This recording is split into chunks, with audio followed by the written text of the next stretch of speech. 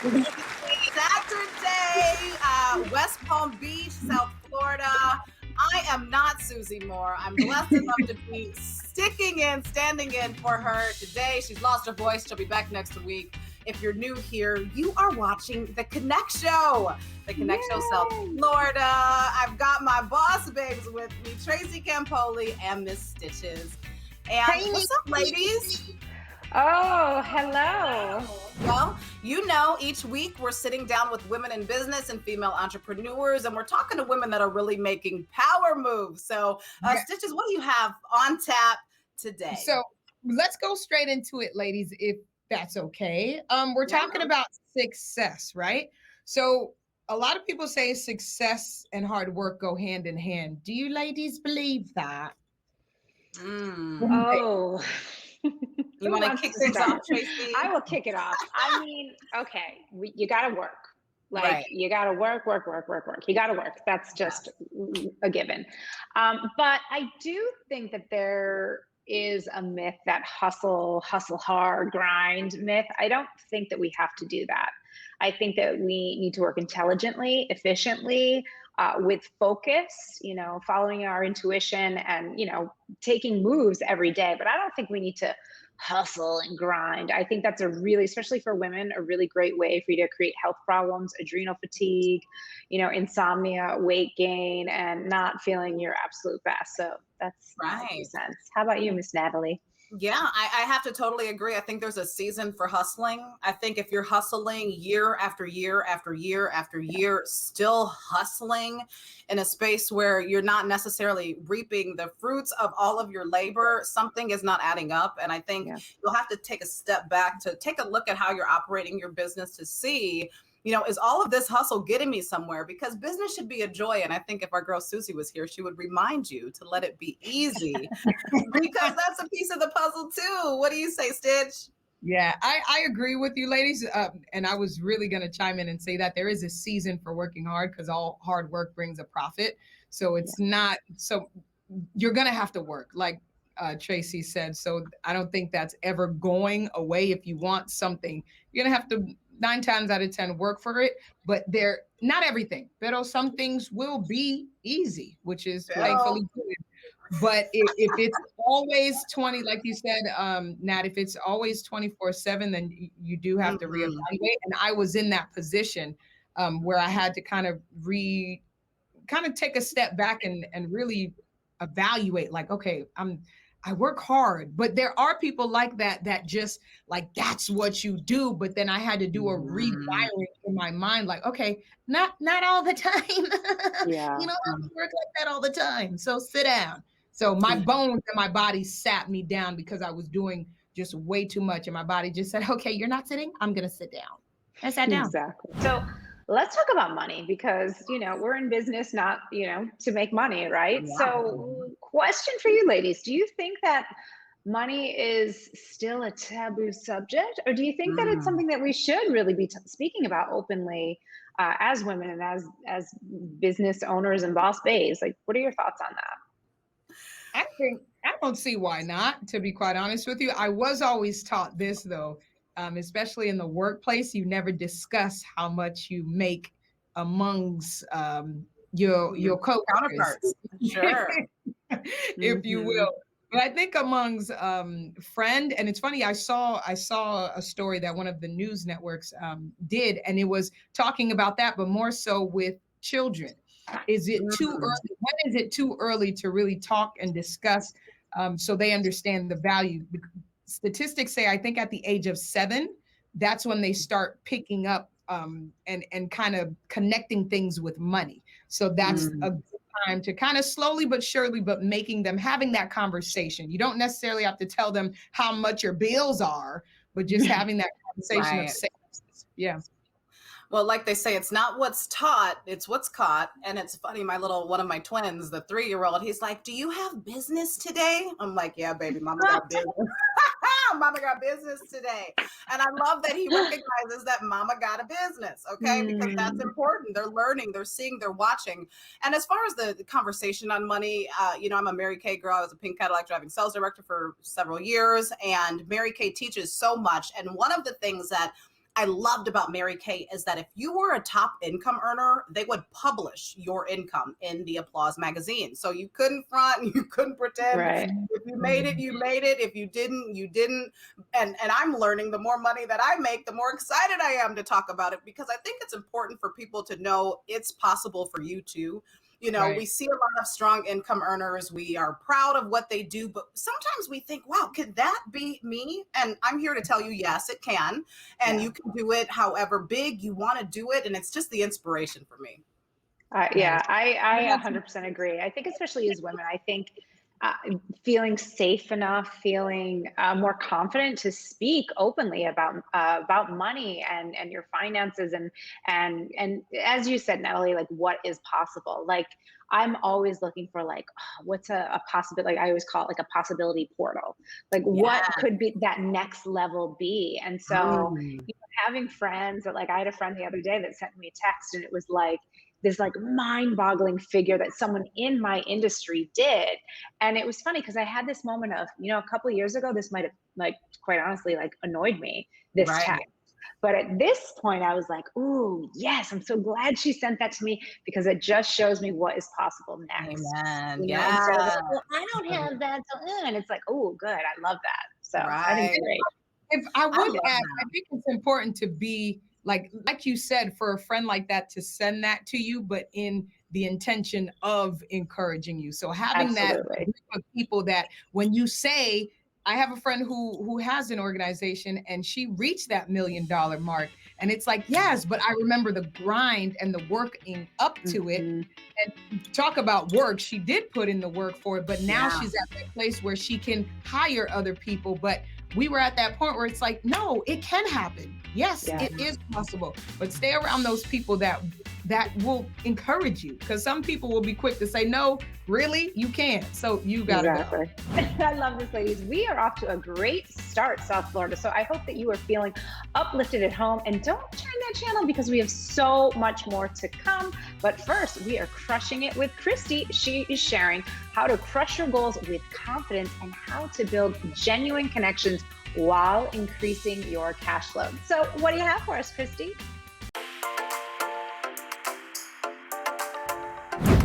Welcome to Crush It with Christy. I'm Christy Primer, president of Primetime Consulting Services. My company produces products and provides services that educate and empower women to step into and create their best life.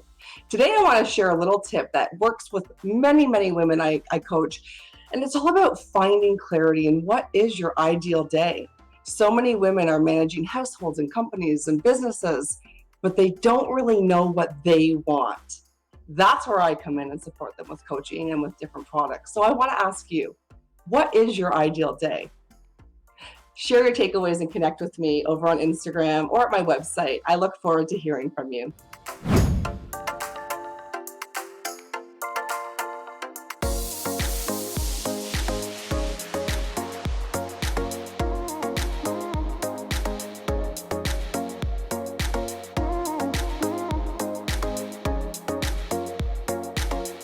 Well, welcome back and happy Saturday, South Florida. So our next guest, she is a life coach by day, a beauty influencer by night. She's a podcaster, clarity coach, like ladies, whatever we need, just you can sign up after the show. Okay, sign up after the show.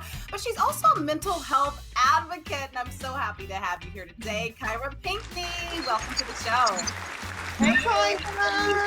Hi, Kyra. Here. It's so good to be here. Kyra, so I love this, Kyra.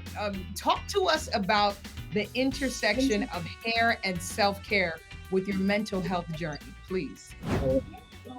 Part of my self-care journey, even without me knowing it, especially when I accepted my natural curls. It was the beginning of me loving myself, me really fully accepting myself, all aspects of myself. So when I would peel myself out of my bed, I would get a sense of accomplishment and self-esteem when I would do my hair, especially when I would look at the finished product of my hair.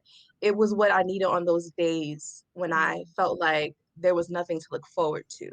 And so I would immerse myself in the smell of the products, the feel of the products, the sound of the running water, you know, like how everyone's on ASMR. That's how I was. So I was really invested in that. So that really helped me. So Can you help us to make a differentiation here? The difference between mental health and mental illness. I think a lot of people get a little foggy there. So can you help to clarify things for us a bit?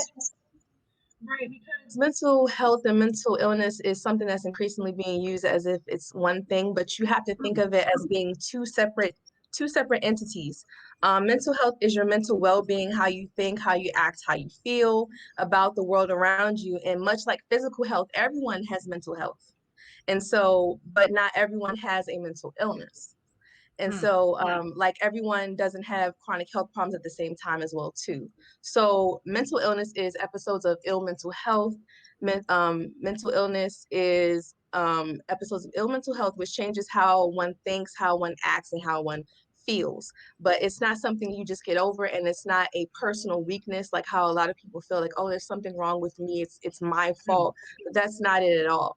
It's something that can be treated. It can be treated. This is so interesting. And I love how you just mentioned, I love two things. I love that you mentioned that your hair brought about a level of confidence. And I love how Tracy said it makes sense, right? And today, I mean, we've heard of the Crown Act. I think most of us by now have heard there's legislation in place for people to have protection when it comes to how they want to style their hair in at school, children, how they want to style their hair in the workplace. And it's just interesting that you're shining light there, because I do hear it in so many different spaces. And I think it's very admirable and special that you're focusing on that. So talk a little bit about your past and how this has shaped your future and where you're headed. So I had a really tough childhood, and it brought upon some struggles with my mental health, so much so that I tried to end my life several times, but I survived every attempt. And I finally realized that there's more to life than this. It really hit me at one point that, there's more to life than what I was doing and what I was going through. So I wanted to get the training in that, and I wanted to become to others what some people weren't for me. And that was the voice of people living with mental illness, especially our women, because we take on so many roles that we can fall by the wayside. So I use my unique story when public speaking, when collaborating with my fellow sister, and just powerful coaching techniques so that they can make strides and bounds in life. Wow, I love that. So sweet, Kyra. And I know earlier we talked about your journey. So now if we can transition into the journey with finding a therapist and receiving the diagnosis of bipolar disorder, can you tell us how you've been able to help others as you lead and that journey? Right.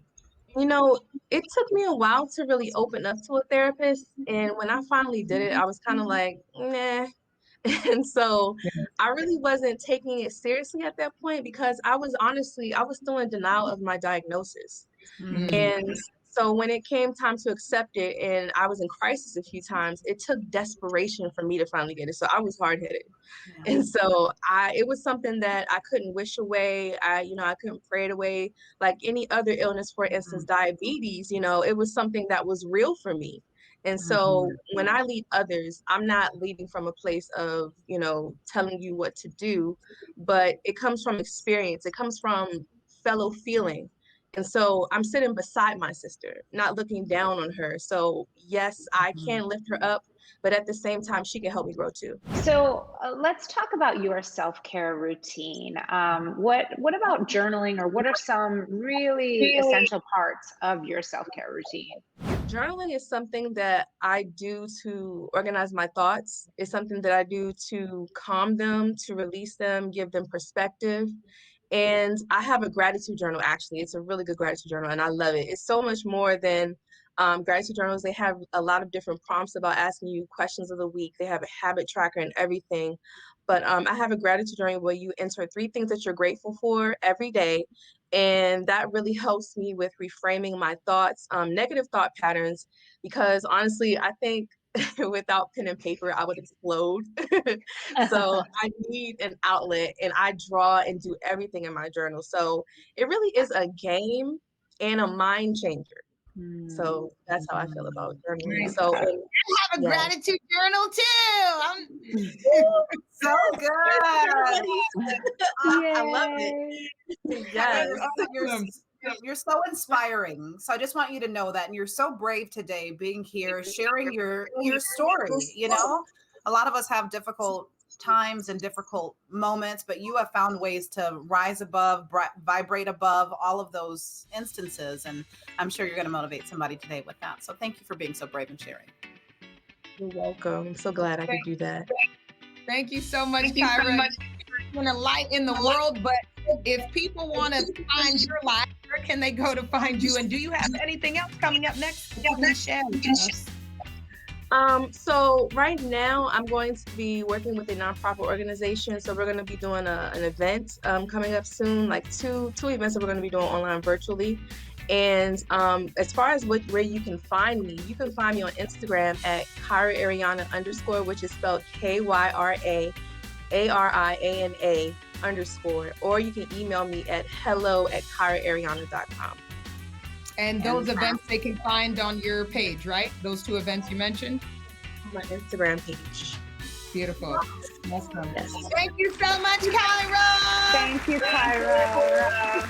So good. And coming up next, our next guest is a friend of the show. She's a podcaster, she's a chef, she's a mom.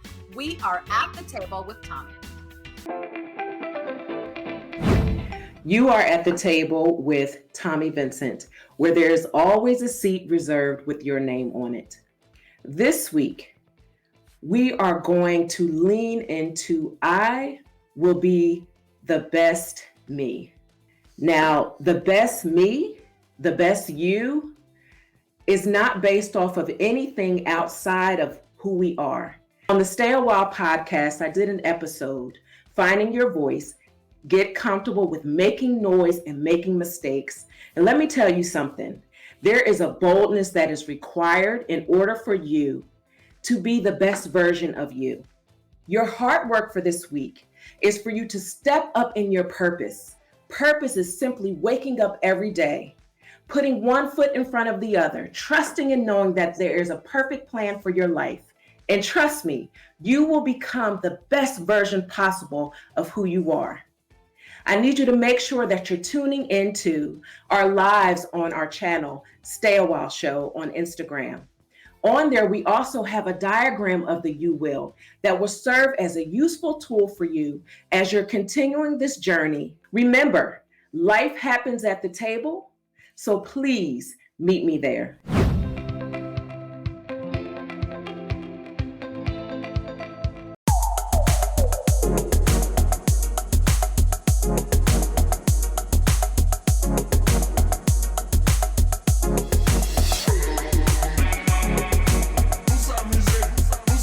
Welcome back to the Connect Show, South Florida. So our next guest, she is an author, a humanitarian, a speaker, and I'm so excited and just honored for her to share her story. It's good.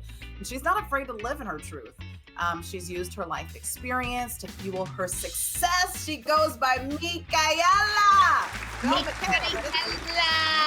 Hi, ladies. How are you guys? Thank you so much for being with us, Michaela. And I love the name, darling. Michaela. It feels like fashionable. Like you have to say Michaela. I love it. Right? So happy to be here. Thank you for joining us again. So, like Nat said, you have a list of awards and notables attached to your name and great accomplishments. So can you just tell us and share with us your journey and tell us a little bit more about you? Let the people know about Michaela. Sure. Thank you. So, and Natalie, thank you so much for having me on this show. I love this platform. I love what you're doing for women. We need more exposure. Women who are living in their truth, women who are defying the odds. I live like a celebrity, but I'm not on TV yet. So it's difficult to have exposure because there's a lot of little girls and young women that are watching and they're looking, and we don't have that many women to look at and to watch. So I just think this is awesome, Natalie. Thank you.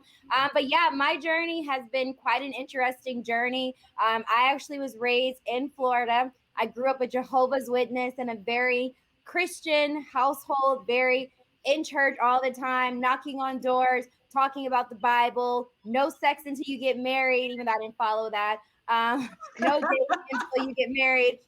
Very, very by the book. But I just felt called to a different path. I really didn't align with the religion. So as I went into adulthood, I got married very young, 18 years old. I was married for a couple of years. We ended in divorce for my husband to die 2 months after the divorce. That was crazy. I was super young. So in my mind, I was like, okay, let's just take a little break. Let me just see what else is going on. And if we still feel like we're supposed to be married, we'll just do it all over again. And so when he passed 2 months after, it really just shook me. I never lost anyone that close to me. And so it kind of just put me on a different path. That was the first time I ever experienced grief. And I moved back to Florida. I was living in Atlanta at the time. I moved back to Florida and I found myself working in the adult industry. I started working first just as a door girl at a strip club. And in my mind, I wanted to be at the beach and grieve and just be with my family all day. And I wasn't sleeping at night because I was so sad. So I figured, why not just get a night job? And that was the night job that was available. I never wanted to be a housewife like my mom. I wanted to be like my dad, who was an entrepreneur and sold private jets and socialized. I wanted to be like him and go get my own money. So when I was in the adult industry, I kind of felt like I had the best of both worlds in my parents. I was being taken care of by men, but I was still getting paid and making my own money and making my own rules. So it was just a real false sense of confidence and power. And that's why I realized that mentorship and personal development is so important, because without personal development, without really identifying and thinking about, why do I feel this way about this topic? Why do I look at this way? What happened in my past or in my childhood? What did I hear someone tell me that I decided I was going to believe that shaped this future for me? And it wasn't until I got pregnant at 25 years old and I had a daughter. It was a girl. Like, damn it, a girl. Like, why not a boy? If it was a boy, I probably could have kept living my life, but a girl. So we want to get to where you had your child and that was the turning point. So walk us through that part, how you turned it and what you did and how it led to the book that you have coming out. Yeah. So my book is already out. It's been out for about almost 2 years now. It's called Life Swap. And swap it stands for starts with a prayer. So my pivotal moment was when I decided to tap back in with my creator. I started praying. I started asking for what I want. I started asking for very specific things of God. And I started listening and looking for God to respond to those answers. And so God responded through entrepreneurship. He responded through the direct home sales business. He responded through me meeting people who made personal development a priority. So I started reading the books, I started going to the conferences, and I allowed myself to surrender to the new information, and I actually applied it. So that was the pivotal moment in my life, is when I decided to start applying a new set of beliefs to my life. And let's talk about this a bit, Michaela. You're a life swap coach. That's your handle. That's how people can find you on Instagram. And you say you intentionally swapped out the life you were living to create the future, right, that you wanted. You are now a mother. You have 3 children. You have a new husband, a new life, and a new business. So how can people work with you? I know you touched on the adult industry being a part of your life at a younger age, but how did that experience develop you into this leader today? You're working with one of the women I love to stalk on Facebook, Coach Stormy Wellington, and she's been a big part of your growth and your transition. So how did all of this come together? And, what tips do you have for people out there that want to swipe out the life they're living today for something bigger? Most people stay the same because they're too afraid of people who don't matter saying, oh, you changed. So when you stop looking at the people who may say, oh, you changed, who does she think she is? Oh, you think you're going to be successful in that? When we tune out everything that's negative and start tuning into everything that's positive, when we start focusing on what we don't want and start focusing on what we do want, that's when the transition happens. So me and Stormy, we're aligned. We connected on our mission for 1,000 families to become millionaires in 2021. We teach people personal development. We teach people to live in their truth.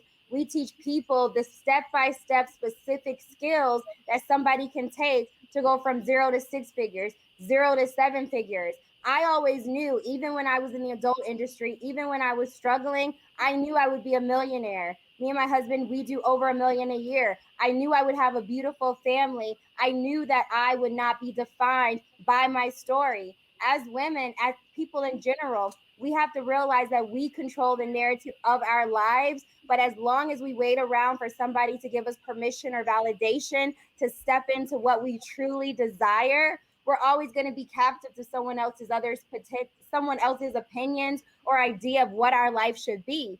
So I just challenge all women to really step inside the life that they really want. Like really just walk into it as easy as we walk into bad relationships, we walk into credit card debt, we walk into places and things we can't afford. Walk into your best life, walk into a better version of yourself, walk into a better body, things that serve you instead of things that are going to tear you down. That's a hand So good. Yeah, seriously. That's it. Yes. Coach, that sounds like a That was good. That was good. And there's people at home, this morning watching the show that might be in your past life that are looking to, do something new, find a new way. And I hope that you've been able to bring them inspiration today. Yes. Michaela, thank you. Yes, thank you so much for having me. Yes. How can we reach you? Where do people find you? So the easiest way to connect with me is on Instagram, Life Swap Coach, or on Facebook, Michaela Thompson. Just send me a message, say I'm ready for something different. I'll take it from there. Hey, that's right, Michaela. All right, South Florida, we're going to take a quick break and be right back.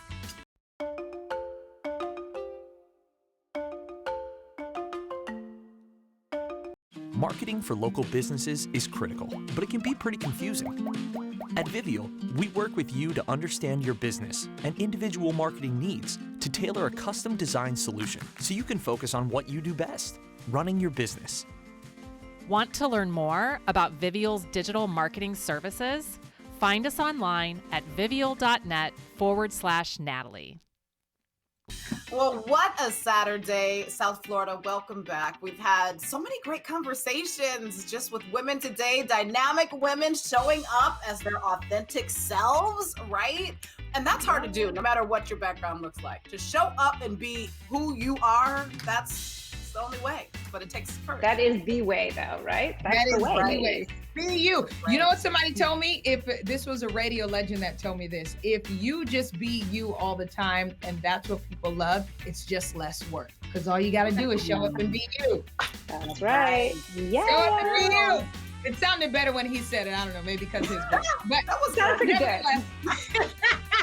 If you are enjoying all of these amazing episodes and all of this fabulousness, then please, you can definitely binge watch and stay connected with us on Natalie's Network on YouTube. Yes, Natty? We can do that, right? That's right. Yes, That's right. Binge watch it all. Woo-hoo. Yes. And don't forget to join our membership. Register today at theconnectonline.com. That's right. You guys make it a fantastic weekend. We'll see you right back here on Fox 29 next Saturday. Love you,